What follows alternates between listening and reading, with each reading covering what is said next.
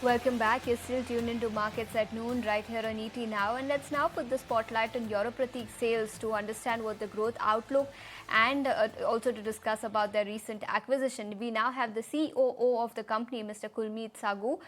So thank you so much for taking your time out and joining us here on ET Now. And first, let's talk about your operating margins.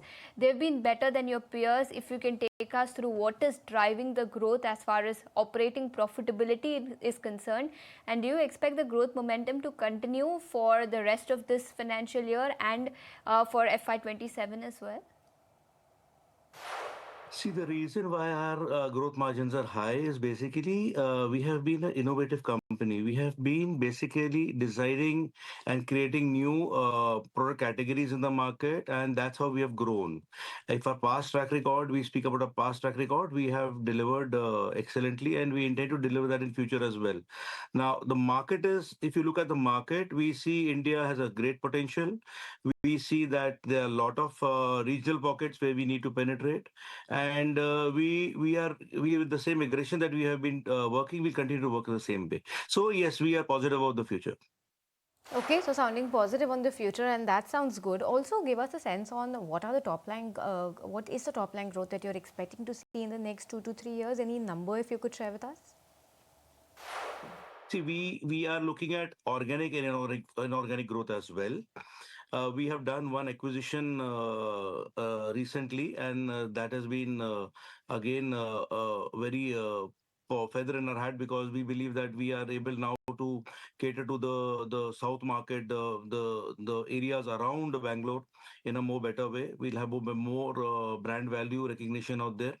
We also look at the inorganic side. We're looking at more acquisitions to come, but organically, we have already in pipeline our new ranges that we'll be launching in the first and the fourth quarter of this year, and we are very much in timeline, and we have a lot of things coming up, exciting things coming up to offer.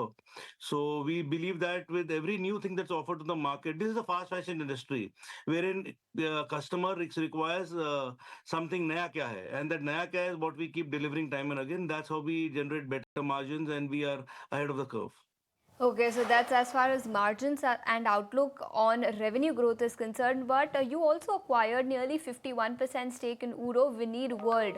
If you can take us through strategic gap that the acquisition will fill for Europatik in particular, and any other acquisitions that are in the pipeline. See, this acquisition is purely in line with our trade.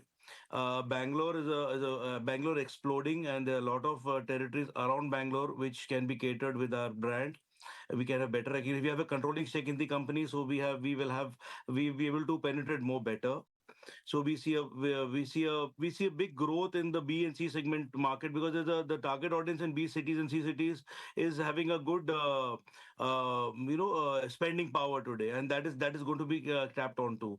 So we definitely see that this is going to help us in a big way. Top line, bottom line, both are going to be growing, and in the coming financial year, you'll see a significant difference out there.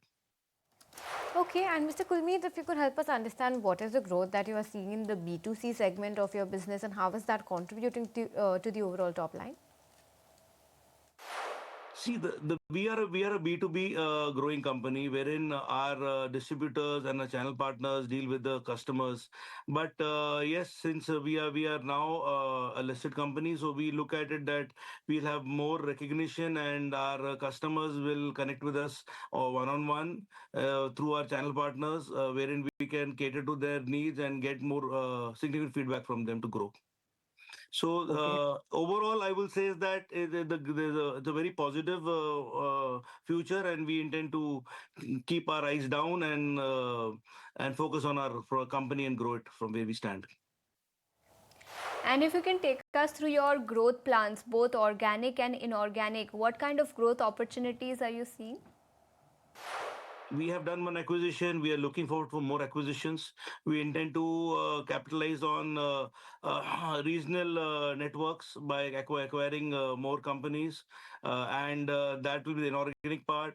Organically, we have been innovating, we are innovating, we have got new textures, new designs, new color combinations that are going to be launched very soon in the coming next quarter, the next 3 months. You will see Jan, Feb, March, that we have a lot of catalogs and designs coming in. They're already in pipeline to as per the timelines we'll be launching them. So organically and organically both are, it's like there are two bats from the crease running across, and every run scored is adding to the scoreboard. Okay, and lastly, Mr. Kulmeet, let's talk about your exports. They make up currently 3% of your total top line. So, what is your target going forward? What is the exports contribution going to be? See, export is a slow process because export calls for a lot of instilling a lot of confidence and trust in the international markets, and we are doing our baby. We are on the baby steps. We are focusing there as well. Our primary focus is in the Indian market. We have been very strong in India. We'll continue to be there that way. Export is one vertical, you can say, which we are looking at and growing with, but we believe it will take some time to have some significant figures coming out there. Okay, Mr. Saggu, thank you so much for taking your time out and joining us here on ET Now and helping us understand what the outlook is for the company going forward when it comes to growth and acquisitions that you're looking to enter into. Thanks so much for joining us today. On that note, we need to slip into a very short break. More news and updates will follow on the other side.